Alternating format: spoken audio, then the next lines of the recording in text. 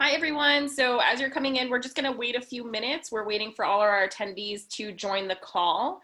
But as you join, just start thinking of your questions. And if you want to start typing them into the Q&A section, we will be sure to get to those later. So again, we're just going to wait, give it about 5 minutes for folks to join the call. But as you wait, start thinking of your questions and then typing them in as you're able.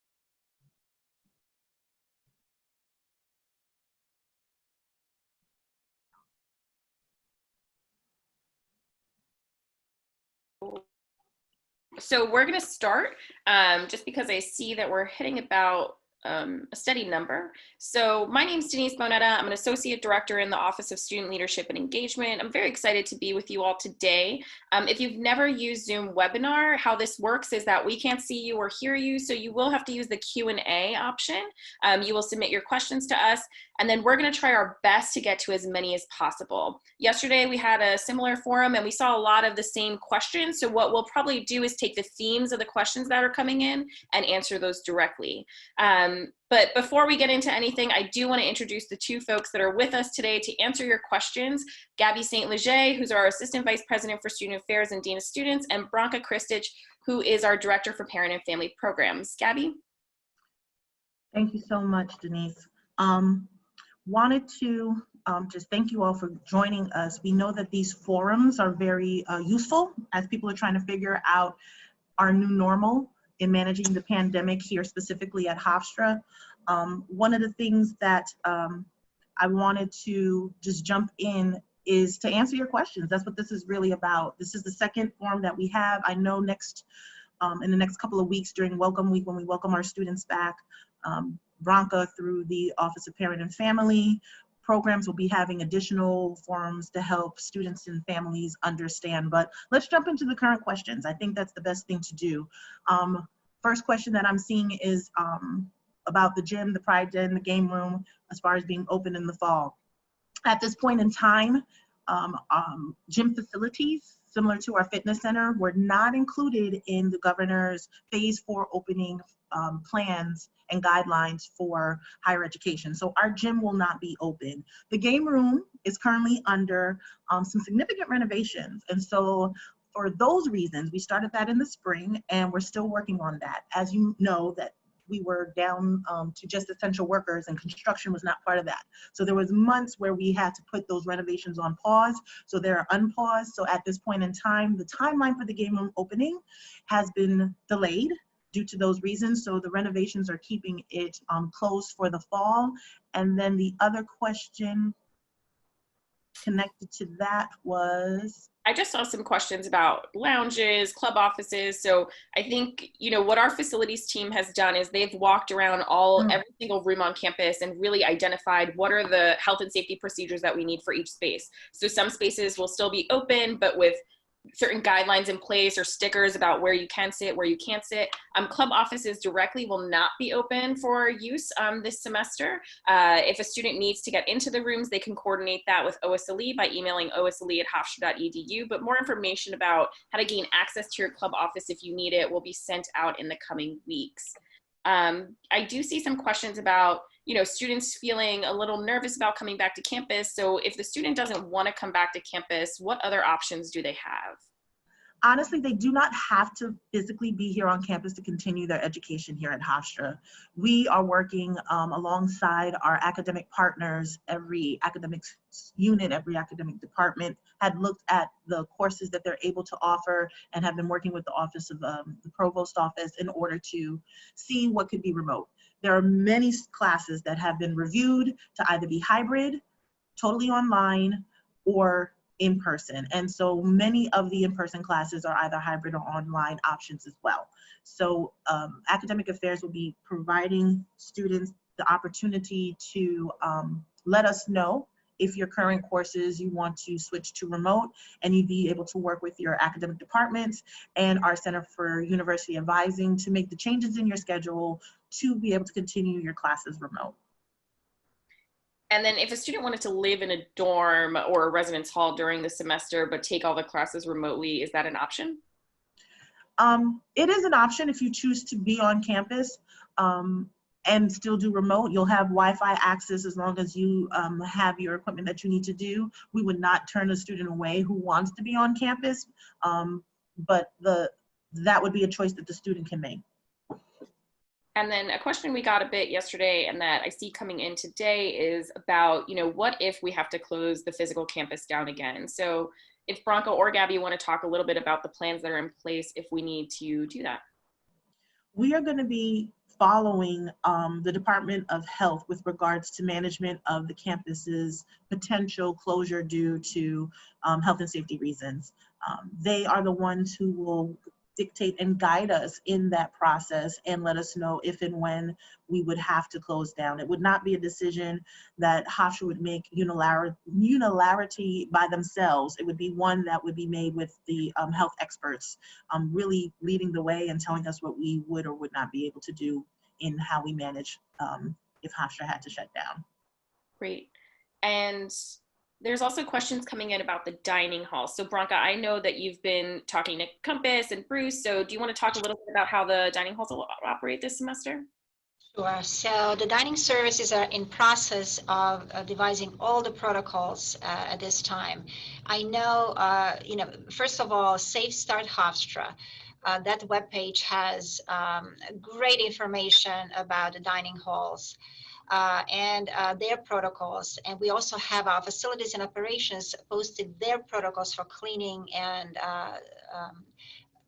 protection of staff and students.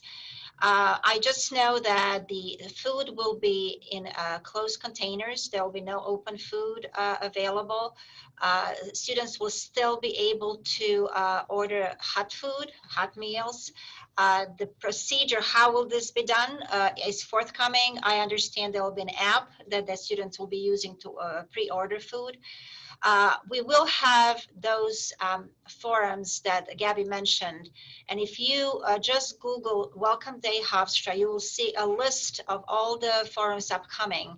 And maybe, let me see if I can share the screen. No, I can't.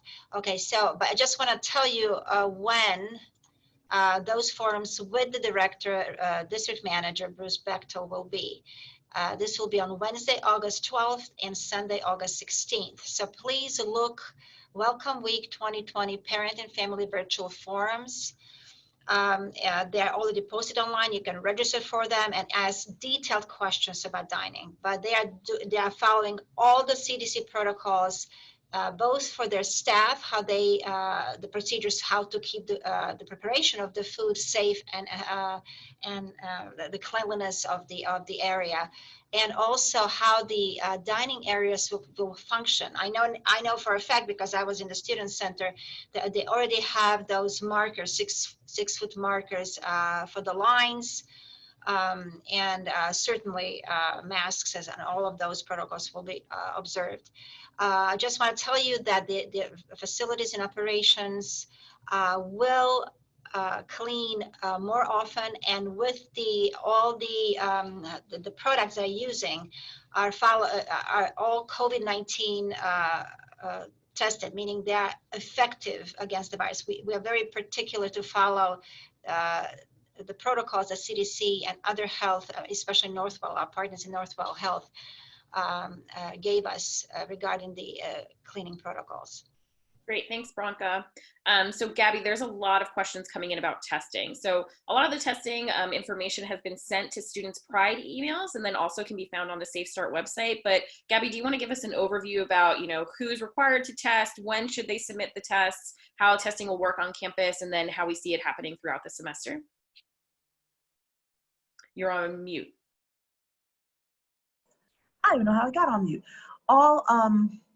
All residential students will be tested upon arrival for their move-in day, which is why move-in dates are really important for students to keep. We have a testing protocol partnership with Northwell for them to have their technicians do the testing every day that we have a scheduled move-in for our residential students. In addition to the residential students being tested upon arrival, our students who are coming from the very dynamic list of New York State travel advisory areas, whether it be states or regions, they have been contacted to be tested upon arrival as well. So whether they're commuting or a residential student, those students will have to be tested after they complete their 14-day quarantine upon arriving to campus. So those are the ones that will be required to be tested. We're going to be doing surveillance testing weekly, again with our Northwell partners. They're going to be monitoring the mandated questionnaire that every faculty, staff, administrator, student will have to fill out, and taking a look at where those questionnaires are and the answers to those questionnaires. They'll be doing random testings in different buildings, different departments, in order to keep a track and keep their algorithms of how to keep us safe. So that's going to be happening every Monday. There will be a group of Hofstra members of our community that will be tested. So depending upon the outcomes of those tests, again, in close alignment with the Department of Health, giving them our statistics and our data, we'll be able to keep the campus at a safe level. Great, thanks. And there's some questions, Bronca, about parents being able to support students during move-in, what will be available to them, and how that will all go. So you want to quickly answer that? Sure.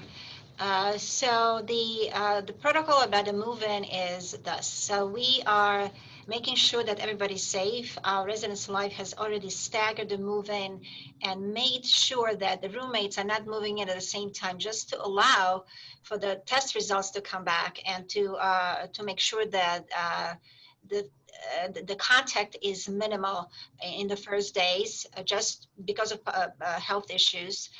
Families are very welcome to accompany their students to the move-in. For example, if mom and dad or two family members come, those who are coming from New York and other non-hotspot states, meaning those who are not on the New York State travel advisory, can accompany one at a time the student into their residence hall and help to move in. Well, those parents who are coming from hotspot states, and please monitor New York State travel advisory page on a daily basis, because it's very, very fluid, changes. The Governor Cuomo is giving new guidelines almost every day. So please monitor, and you have to abide by those New York State guidelines. We will, those who are coming from hotspot states, those parents who are accompanying their students to move in, they also will have to quarantine if they want to accompany their students into the residence halls. Every visitor, every family member will have to complete a questionnaire asking about all the movements, or the health of your health, the same questionnaire that all of us have to complete every day as we are on campus. So first and foremost, the safety and health of our students is paramount. This is what we are asking you to please comply with those basic rules about mask, having the face coverings, washing hands thoroughly, and physically distance. So please, we depend on each other, on our community and our Hofstra pride to be safe, all of us. Denise, I wanted to circle back on the testing. I saw some more specific questions come up with regards to what type of testing and how long will it take to get results. Type of testing is the nasal pharyngeal test. So that's the swab. If this is not antibody testing that we're doing, we're actually testing for COVID-19. And so we have, again, our partnership with Northwell, which is allowing us to have their nurse practitioners, their nurses, their doctors do the testing for us at our testing site, which is at the Physical Education Building, PEB. And those tests are going out every day that we test, which is not daily, but on the days that we are testing for move-in and for our commuter students who need to be tested, they're going out, and we're usually getting our tests back within 48 hours. This is why we have the staggered move-in.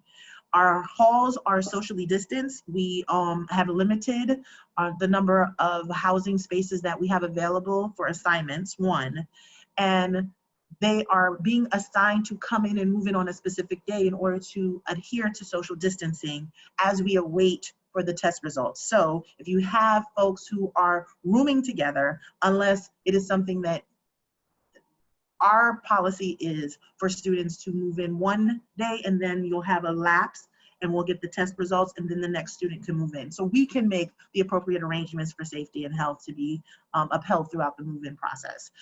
So it is the nasal pharyngeal. The testing site is at our Physical Education Building.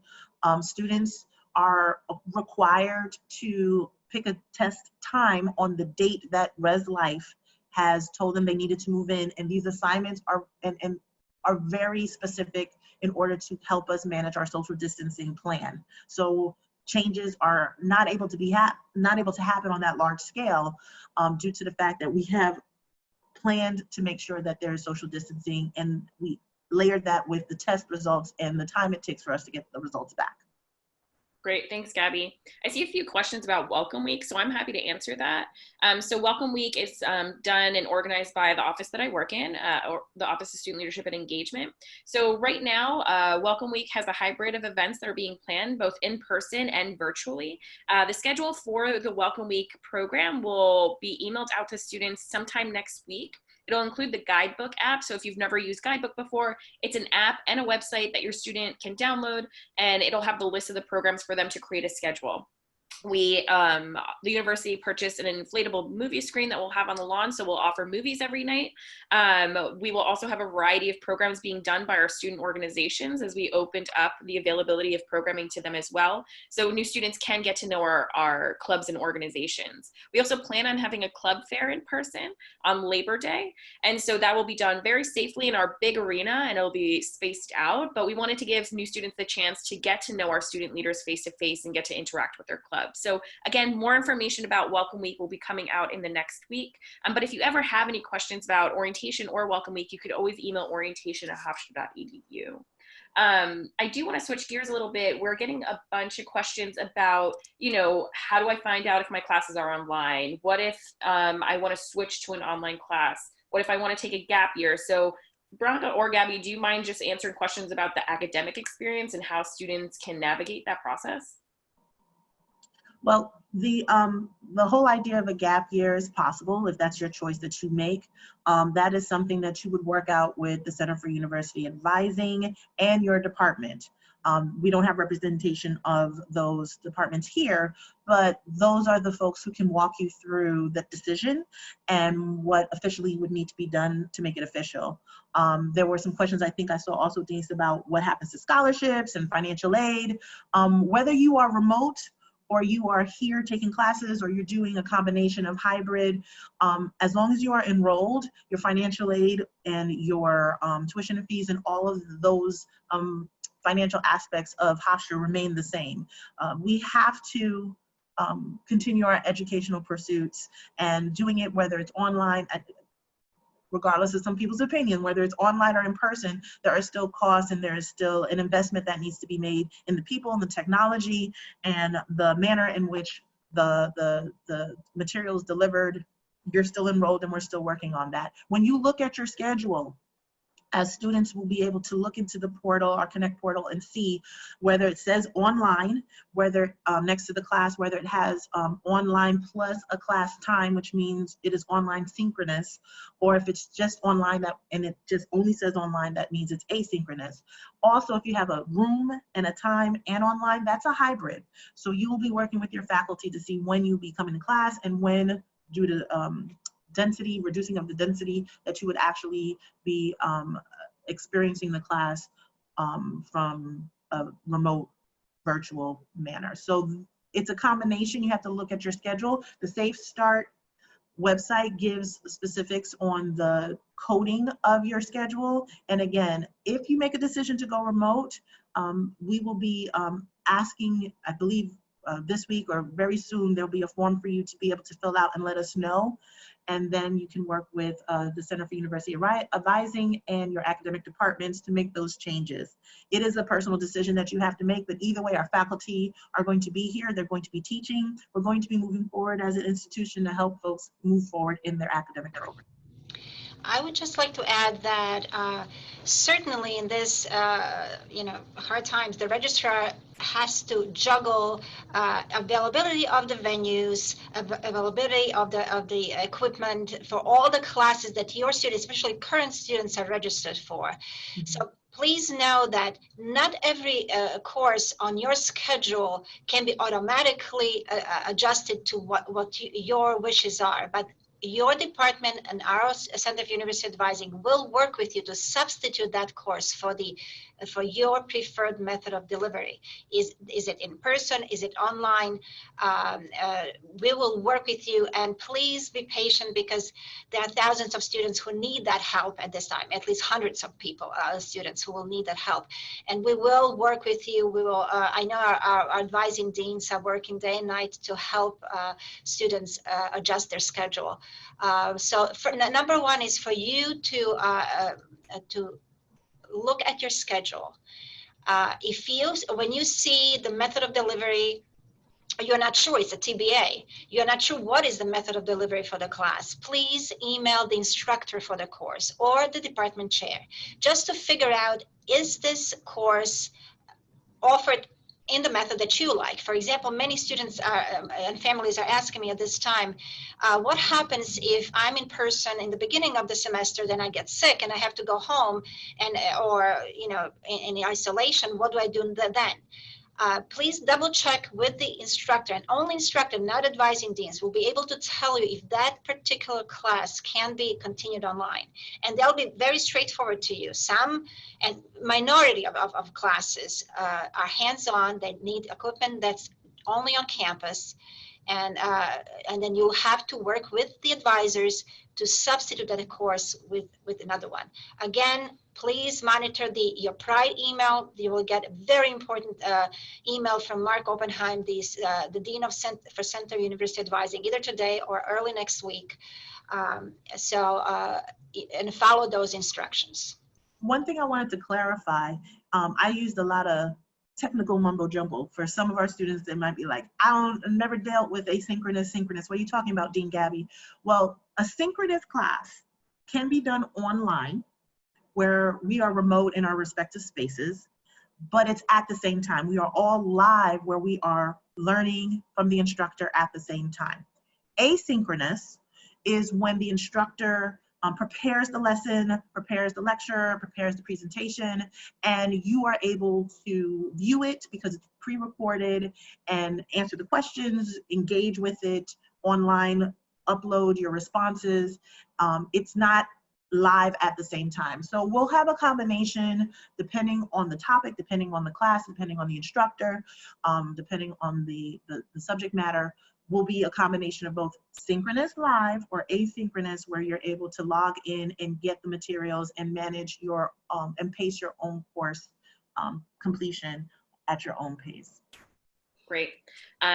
There's a question that I'm going to quickly answer, and it's about, typical campus traditions that happen throughout the semester. So I talked a little bit about activities before, especially during Welcome Week, but during the semester as well, there's going to be opportunities for in-person programming. Traditions as we've known them are going to shift, right? Because we can't have the large gatherings that we've had before. But we're going to do our best to provide some programming in person where you can have those same memories, you can feel that same spirit of Hofstra. And then we're also going to try to reimagine some of our traditions to be virtual, similarly to how we did in the spring. So more information about the list of schedules, it'll be sent out through This Week at Hofstra. So again, for our students, for our new students, This Week at Hofstra is a weekly newsletter sent out by the Office of Student Leadership and Engagement that highlights all the events that are happening throughout that week. And for our returning students, I really, really urge you to continue to read that email as it will give you information. We will have the movie screen up all semester. So that's an exciting feature that we will have this year. But yeah, we're excited to see what we can offer in person. There are some questions about the commuter experience, which I want to switch to. So I know we talked a little bit about testing, but it seems like our participants want some clarity around what's required for commuters in terms of testing. If they wanted to be tested on campus, could they? And then also after that, I want to switch gears a little bit to our off-campus students and perhaps gatherings that might be happening off campus. So Bronco or Gabby. The commuter experience with regards to testing. All of our commuters who are coming again from the New York State Travel Advisory are being asked to make an appointment to test on campus at our testing site. All other commuter students can also make an appointment. If you go to the Safe Start page and you look under testing, you'll be able to see that there's an opportunity for all of our commuters, if they feel that they would like to be tested on campus. So testing is something that is going to help us maintain the campus. So it's not just for residential students, it's not just for hotspot students, as we call them here on campus, but those are the New York State advisory areas that those places have to quarantine and get tested. And we are looking to make sure that even those who aren't from those spaces and who desire to be tested can be tested. So there's an opportunity. It has to be scheduled. You cannot just walk in. There are no walk-in tests. I repeat, there are no walk-in tests. You would have to go to the links in order to make an appointment. The only way, because we can only have a certain number of people in the space, again, health and safety, we can only have a certain number of people tested per day in order to do the test appropriately. There's, a time that we know we can get a certain number of people through every day. So we have to have it as appointment only. But yes, commuter students can be tested on campus. And on the Safe Start page, we do have the fact that if it's possible, knowing what's happening with testing around the country, not so much in New York, but we know our students are coming from everywhere, and getting a test sometimes is not going to be the easiest thing to do.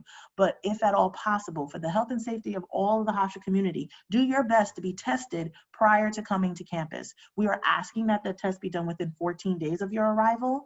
And then what we are hoping to have, and again, it's the student's responsibility to do this, is to upload those results into their portal so that our student health will know and have a baseline of all of the testing of our students as best as possible. A lot of the things I'm going to say is as best as possible, because we know this is a moving target and dynamic, but we are asking students and we are asking families to support their students in doing their best to get tested and doing their best to abide by what Hofstra is asking. The things that we can put in place for health and safety, we have put in place. We have our mandated questionnaire that visitors, students, faculty, administrators, staff members, everybody has to do daily. We do have the temperature gauges that you can do your own self-test and monitor yourself and monitor your own symptoms. But here's the thing. You can spread COVID-19 if you're asymptomatic. And this is something that, I just want to talk very real to the Hofstra community about. This is why what Branka said, the social distancing, the washing of the hands, and the wearing of the mask indoors will be necessary on campus. There were some questions, Denise, before we shift to off campus, because this is a segue to kind of what we're going to do about how do you monitor the fact that people are coming in and out of the campus? Well, yes, people are going to live with what we're dealing with. We've been dealing with COVID-19 in the United States since January, and now we're entering into the fall season. And we are still managing the fact that the CDC gives us some basic things that everyone can do to help reduce the spread. The other piece to this that we have to realize is The social responsibility of folks to put themselves not in danger is an individual decision. And we might think that students and others are going to take it as seriously as I am taking it and others who are on this Zoom is taking. With that being the case, that's why we're doing testing weekly. That's why we're having the mandated questionnaires. There's certain things that we can put in place that is reasonable for Hofstra to do, and I believe we've made those protocols and those practices ready to go for the fall. So if you don't feel well, you should stay home. If you have symptoms, you should stay home. And if you're coming on campus, you should follow what we say as far as wearing a mask, washing your hands, and socially distancing. Masks will be required in all buildings, academic and non-academic buildings on campus at all times. We have reduced the number of people who are operating in elevators together, 2 or less. These are things that we're doing in order, we each have to do in order to keep ourselves safe. Now, the decisions of others who might not take this as seriously as Hofstra administration is taking it is going to be something we're going to mitigate with the fact of our testing in order to test every week to kind of see where we're at. If we stay at levels that are reasonable to the Department of Health, we will remain open. If people are making decisions that are contrary to considering the health and safety of the Hofstra community, we will manage that as it becomes aware to us. We will have a health and safety standard that every student will have to follow, and there will be repercussions for that through the code of conduct and through our community standards office that will manage that. Now, policing is not something that we do as a community. What we do as communities is we care for each other and we make the right decisions in the moment. And we are in a pandemic, and the right decision in the moment is to follow what the CDC and what the Department of Health requires. And those who do not, and if it has an effect on the campus, and we are able to identify those folks who have done that. And I'm hoping this is going to answer a conglomeration of questions that are coming in about this, especially with the off-campus and what we cannot control. We have no power to control. But as it affects Hofstra's community and we're able to pinpoint areas and behaviors that are counter to what we're trying to do to promote health and safety, we will manage it. As Dean of Students, I will let you know that Community Standards reports to me, and we are working hard to make sure that we are ready and prepared to bring in those community members who are not doing what they need to do and help them to understand the importance of their individual behavior in keeping our campus safe. Great, thank you. There's questions about the shuttles too that I know we have the answers for. So Branka, do you want to answer that?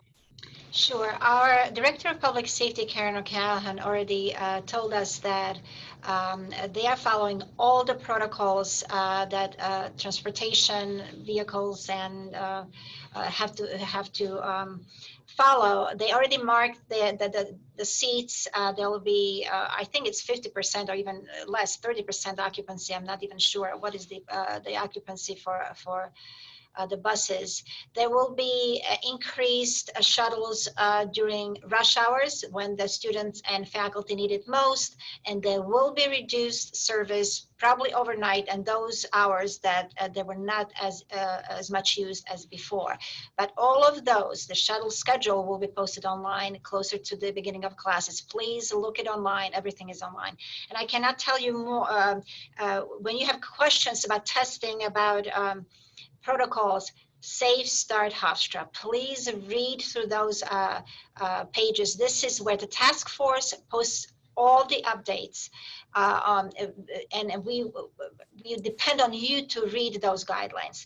I would like to, there's nothing to do with this, but I saw the question about storage of your belongings. What happens with if you stored your belongings with Collegiate Storage, also known as Door to Dorm, the company that contracted with Hofstra, their personnel will deliver your belongings you stored over summer to your fall assignment. I think even it has started already. So when you move in, you have your belongings in your room.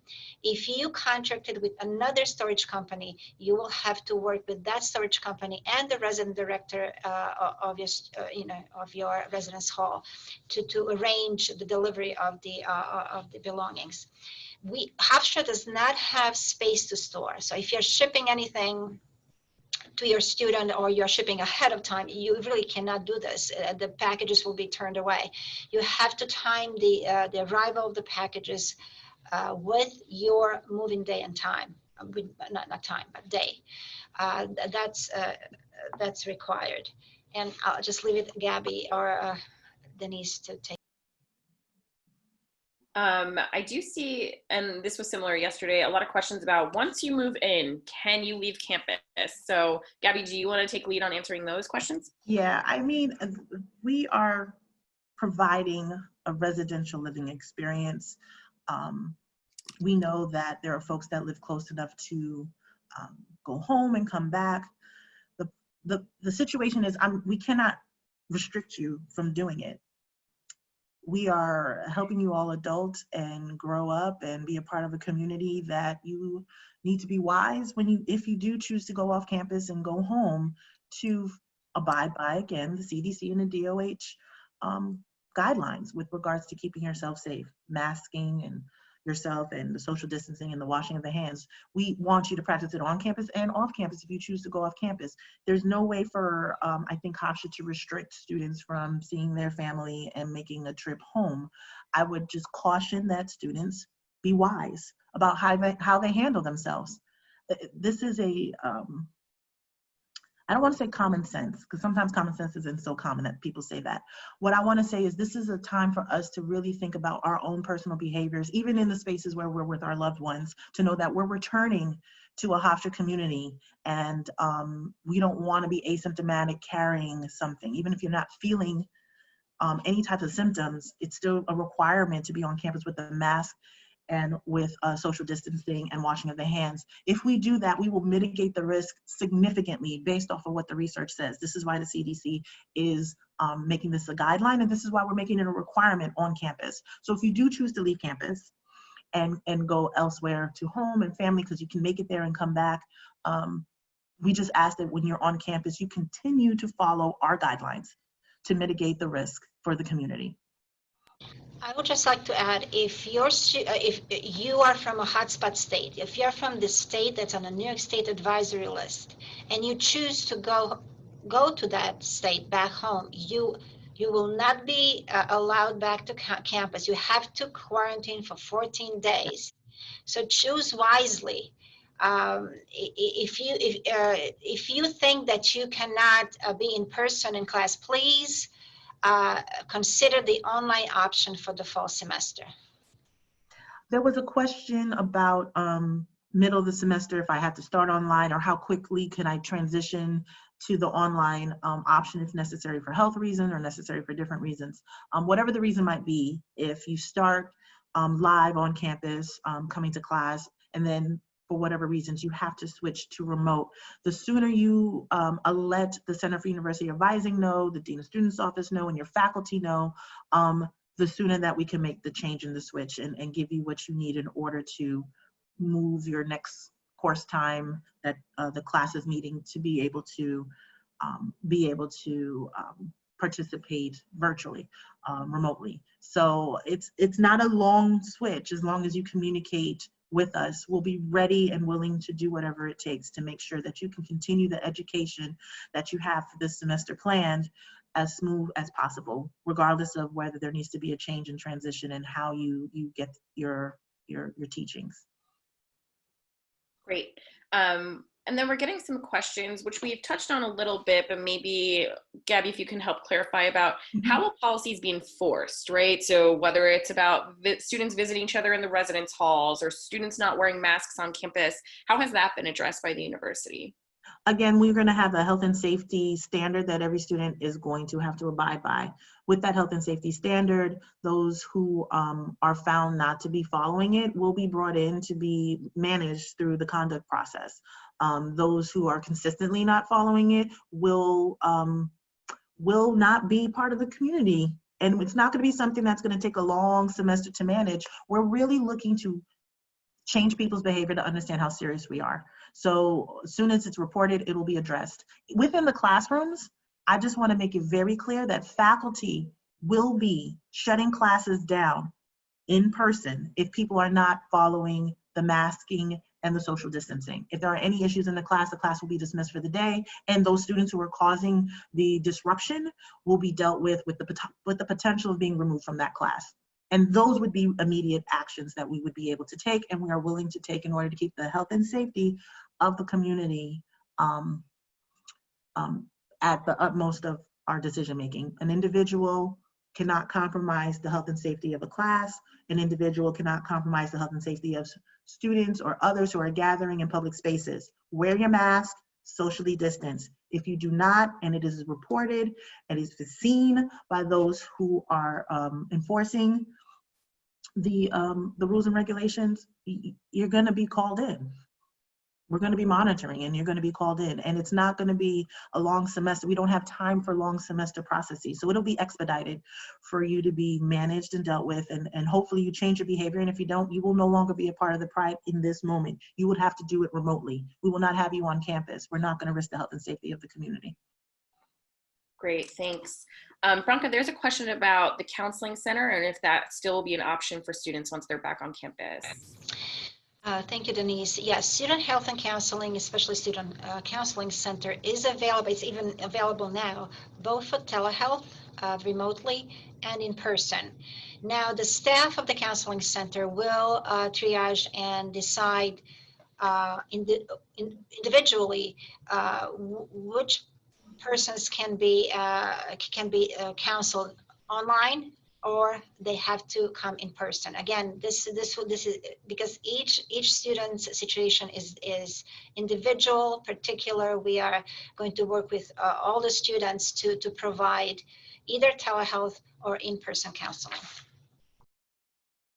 Great.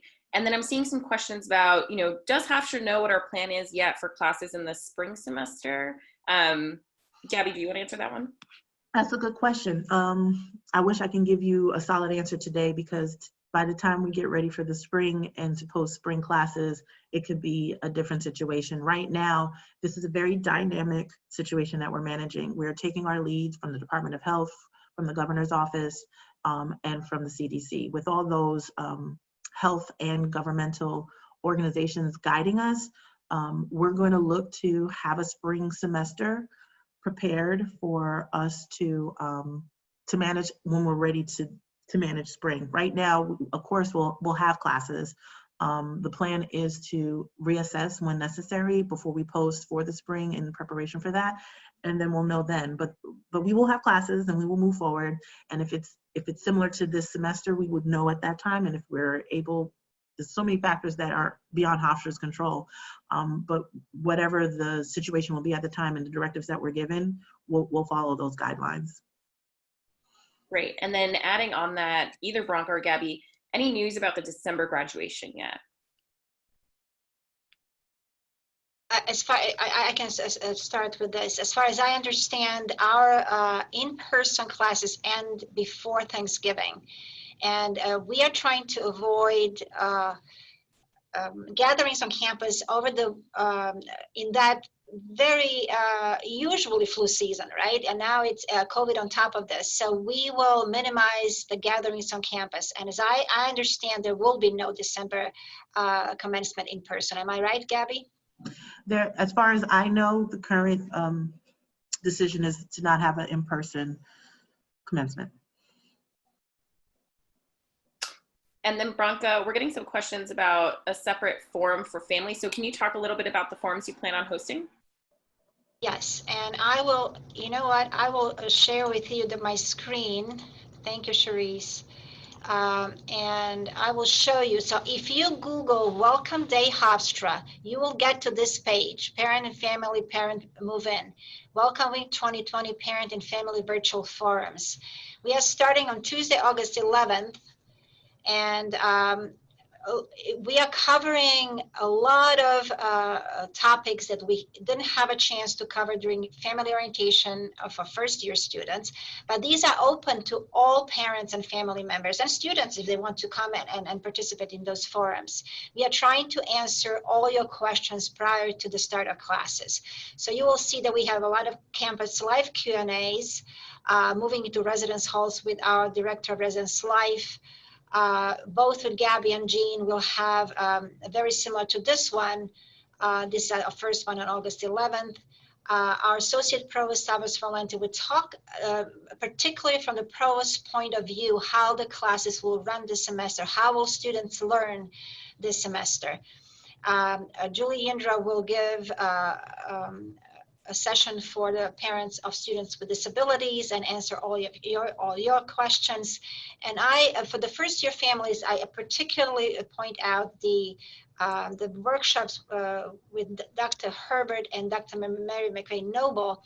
This is a tradition for the Welcome Week, how students will learn this semester, how to mentor your emerging adult. They're experts in student development, and especially in these uncertain times of COVID pandemic, how do parents support their students in college? It's really very stressful, and we'll talk about parenting methods on a college level, and every year it's a well-attended workshop, and they're offering it twice, on Wednesday, August 19th, and Saturday, August 22nd. We will try to record. I know that many of you parents are working and cannot come at certain time. We'll try to record and post online so you can view later. And this is about the workshops. Great. Gabby? I wanted to just say, I was trying to answer one of the questions because there was somebody who was being very specific about the gap year, and I think I hit the wrong thing while Bronco was talking. Those specific pieces, as far as if you have questions about the gap year, that is something that I believe we can answer offline. I mean, there are certain things that are very specific, and it would be specific to your student and how that would be managed. But some of the things in managing the gap year, we can work with our Office of Enrollment Management, we can work with your academic department to get you the answers that you need.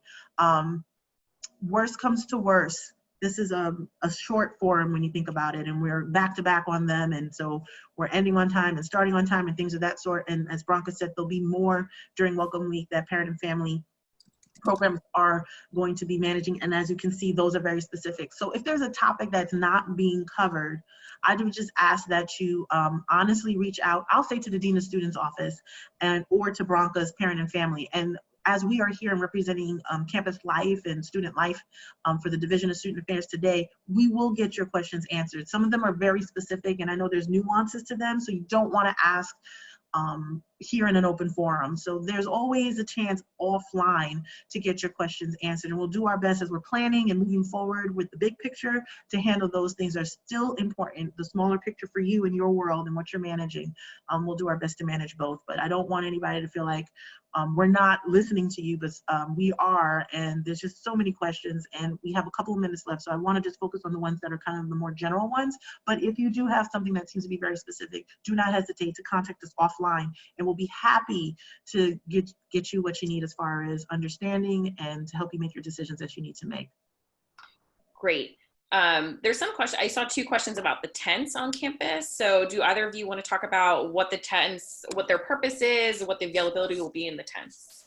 One of the biggest things about the tents, as Denise said, there is a purpose to them. They are not really for programming. They're to help us with the social distancing and to reduce the density inside. As long as weather permits, we put them around campus, both on the north side of campus and the south side of campus. We have enhanced Wi-Fi around those tents. They were really meant to be landing spots for our students who are on campus in between classes, whether you're a commuter, and there was, Bronca and I were talking offline about a specific commuter student who's like, I have an online class, and then I'm supposed to be in class. How do I do that? I can't drive home and be ready at home. Well, if you have a laptop, these tents were meant to allow you to socially distance, allow you to have access to Wi-Fi, allow you to be safe on campus so that you can manage both your in-person classes and your hybrid classes. If there's a class where you're not physically in class that day, you need to attend virtually in some way, shape, or form.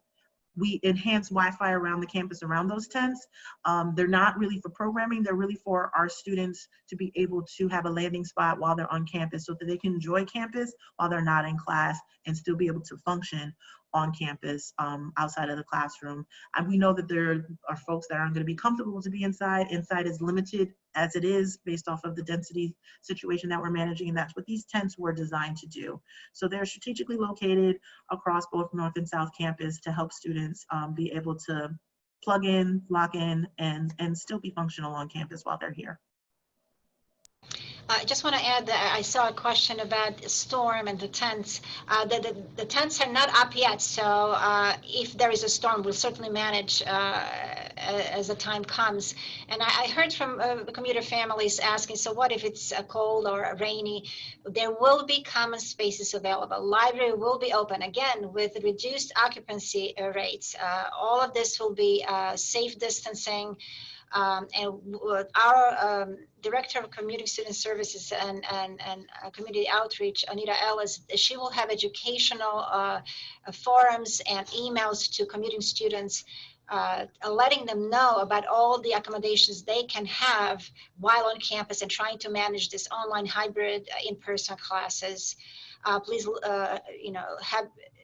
monitor your Pride email. Great, thank you. And we have about 5 minutes.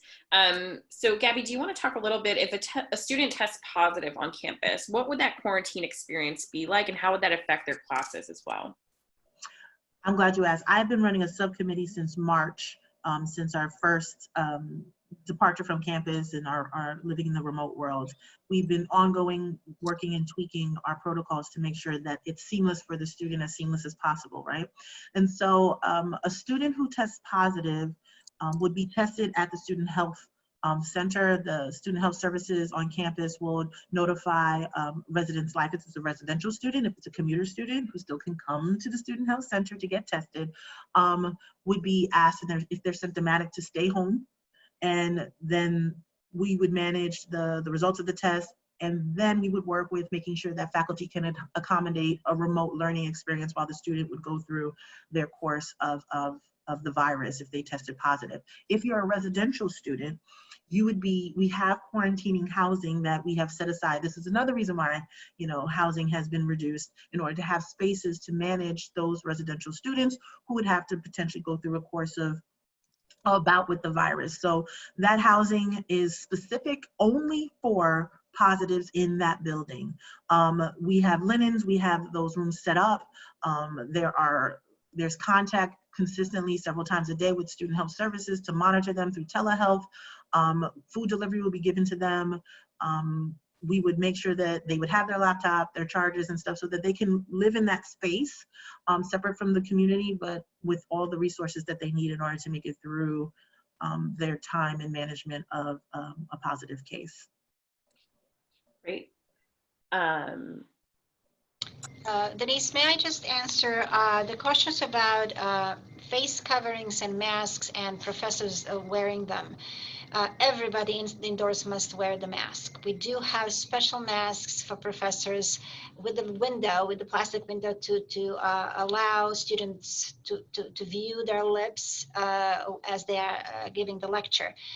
But this is, again, another a plus for an online class, because in an online class, nobody's masked. So when you are considering what method of delivery you prefer as a student, think of all the restrictions that we must follow. We must follow, but again, the health and safety is paramount on our campus, and we will have to adjust. It's not going to be the same as last year, right? We have to be flexible and adjust, and we will work with. Students have different methods of learning. They have the ways of learning, right? We will work with you to find the best way in these hard times for you to learn. Great, thanks. And then we have a few minutes left. So Gabby, I know you work really closely with Hofstra. I saw some questions about IDs. Do you want to quickly just talk about how a student, especially maybe a commuter who's not moving in on campus, can expect to pick up their ID? Hofstra services is part of our move-in operations. They are set up this month at the arena. Our MAC Arena is on the north side of campus, right next door to the PEB. So there are two buildings that are really our main hubs to manage move-in for residential students, testing, and also Hofcards. And for our new students, pick up their welcome kits and their t-shirts for our brand new incoming students. But for those who need to get their ID card, Hofcards is set up there throughout the month of August, and I believe into the first week of September. So they're socially distanced. They have 4 stations there. Again, socially distanced to get your ID card if you're a new student. And if you need a replacement, if you're not a new student, you can also go there for replacement as well. So their operations are in the Mac Arena. And if worse comes to worse, you can also email hofcards@hofstra.edu to make sure that it's a good time to come in and make an appointment to get your ID card. But commuter students and residential students will be flowing in to the Mac Arena during the month of August in order to get their ID cards.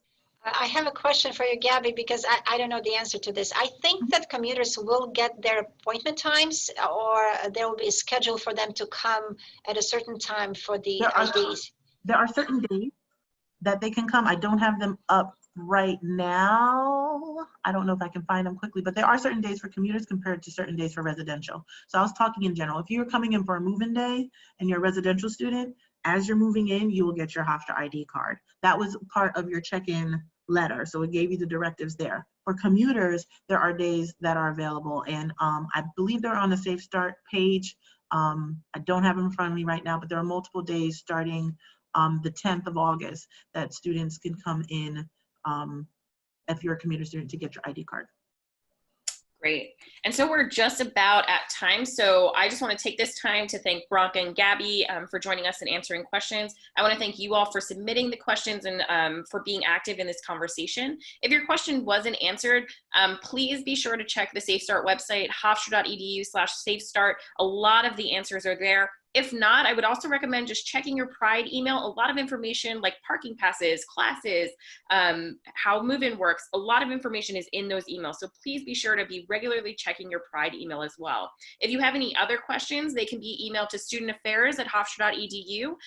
That's our division email, and we're happy to answer any questions. I saw questions about costs and things, and some of those are specific to people, so we want to make sure we're direct with those questions. And then also on the Safe Start website, there's a form where you can submit questions, and our university relations teams ensures that somebody will get back to your question. So we really, really want our community to be informed, to have the answers so that they feel safe in returning. But I just want to end by saying we're really excited to have our students back on campus, or even to engage with you virtually if you choose to. I can say it myself, for our new students, it's so exciting that you're going to be a part of the Pride. And for our returning students, we've been really hard at work to make sure that the experiences that you had before the pandemic meet what you'll be greeted with when you come back. So with that, any closing words, Bronca or Gabby? I think you wrapped it up really nicely, Denise. I mean, when we have things figured out and we figured out our protocols and how we're going to handle it, it immediately goes up on Safe Start. Your questions that you put on Safe Start really helps us to understand what the community really needs, and hence comes the advancement and the enhancement of that page with information for you. But to Denise's point, individual offices are reaching out to their specific students, whether they're commuter, they're residential, they're upper class, they're in a specific program, they're honors. There is specific communication coming to your student. If you're a student at Hofstra, or if you're a parent here, it's coming to your student's Pride account. That is going to be golden and key to looking through and seeing the specific offices that are giving you the most updated information next to Safe Start. So I think, Denise, you did a great job of giving them kind of how to handle moving forward. Studentaffairs@hofstra.edu is a great email account to email if, again, you have a nuanced situation that you want us to specifically look at, but the most general and actually pretty specific information is given on Safe Start, and also given to students individually, depending on how they identify and connect to the university. Check your Pride account. It's always a good thing to do. Like to greet my parents and family members, both current ones and new families. I know you are dealing with uncertain times. I cannot even imagine, especially you who are on the New York State Travel Advisory list, how many logistic obstacles you have to overcome. I'm so sorry you have to go through this, but we need to follow New York State rules. Please monitor New York State Travel Advisory page. Again, just the Google New York State Advisory, and you will see all the guidelines that you have to follow. I just want to tell you, please, if you're not sure about something, please email me, parents@hofstra.edu. I'm here for you. I will research questions and try to get you answers. I don't promise I know everything, but we will do it together. So we know that parents and families are biggest supporters of our students, and we welcome your questions, we welcome your suggestions, we welcome your joining parent council and being parent leaders on our campus. We need you. We truly do need you. You are members of Hofstra Pride, and thank you very much. Great. With that, I think we're done. Thank you all.